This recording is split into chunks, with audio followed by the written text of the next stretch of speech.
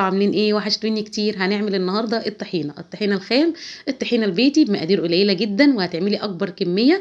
رحت اشتري الكيلو لقيته ب 120 جنيه، قلت والله اروح البيت اعملها واعملها بمقادير يعني بسيطه جدا، الموضوع كله ما كلفنيش 30 جنيه. يلا نقول بسم الله ونشوف التفاصيل. اول حاجه كده معانا كوبايتين سمسم محمر او ابيض.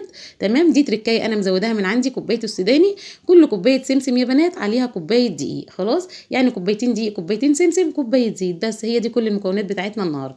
اول حاجه كده على النار هنحط الطاسه وهننزل بالسمسم. انا مش هحمصه، بس هطلع الرطوبه منه، هقلبه بس يا دوب كده دقيقتين 3 كده، وبعد كده هنرفعه من على النار. اهم شيء ما تحمصوش. عايزه تحطي السمسم بتاعك ابيض تمام، هيبقى زي الفل قوي. لو انت عايزه الطحينه بتاعتك لونها فاتح شويه، لكن انا المتوفر عندي السمسم اللي هو متحمص دوت. هقلبه تقلبتين كده يدوب دقيقتين بس على النار وهرفعه من على النار. انا يدوب بسخنه يسخن بس، وبنطلع الرطوبه منه. جبت بقى الكبه كده وهنزل بالسمسم في الكبه. اعملوها في البيت هتوفروا كتير جدا. الاسعار بجد بقت نار، انا مش عارفه ايه الغلا ده يا جماعه، والله بجد حرام. عملتها وما شاء الله، بصوا يعني حاجات قليله جدا، والله الموضوع ما كلفني 30 جنيه. عملت حوالي اكتر من كيلو طحينه، كيلو ونص او 2 كيلو اهو طحينه ما شاء الله زي الفل.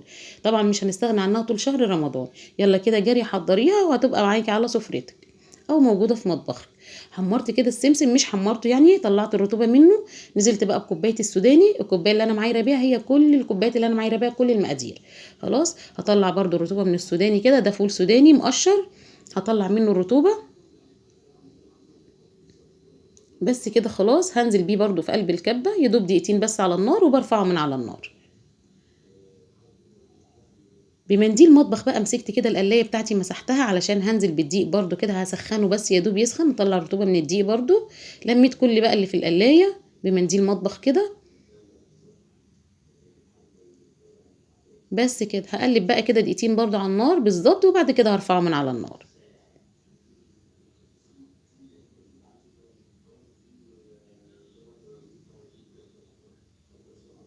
بس كده خلاص هرفعه بقى من على النار، وتعالوا بقى نشوف بقيه التفاصيل. لو وصلتوا معايا في الفيديو لغايه هنا بتمنى تحطوا لايك للفيديو لو عجبكم، واللي لسه مشتركش في قناتي، انا اسمي ناديه ودي قناتي، بتمنى ينزل تحت الفيديو كلمه اشتراك بالاحمر، يضغط عليها يزود عيله ناديه في المطبخ. بحبكم في الله يا احلى اخوات في الدنيا. وحابه ارحب بالمشتركين الجداد عندي على القناه. ربنا يخليكم ليا يا رب، وتفضلوا سند في ظهري طول العمر، ويا رب يكون المحتوى بتاعنا بيعجبكم، واكون عند حسن ظنكم ان شاء الله.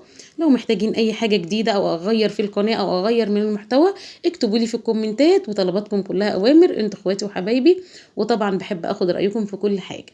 بس كده خلاص يا بنات، انا كده حطينا بقى، طلعنا الرطوبه من السمسم والسوداني، وادي الدقيق كله حطيته في قلب الكبه. بس بصوا بقى، انا كنت لسه صاحيه منه، ما تغلطوش غلطتي، المفروض ما احطش الزيت، المفروض اضرب الاول، انعم كل المكونات الجافه الاول في الكبه تنعم قوي قوي قوي، وبعد كده انزل بالزيت واحده واحده. خلاص انا حطيت كله على بعضه، فضايقتني شويه في الفرن. خلاص يعني ما تغلطوش الغلطه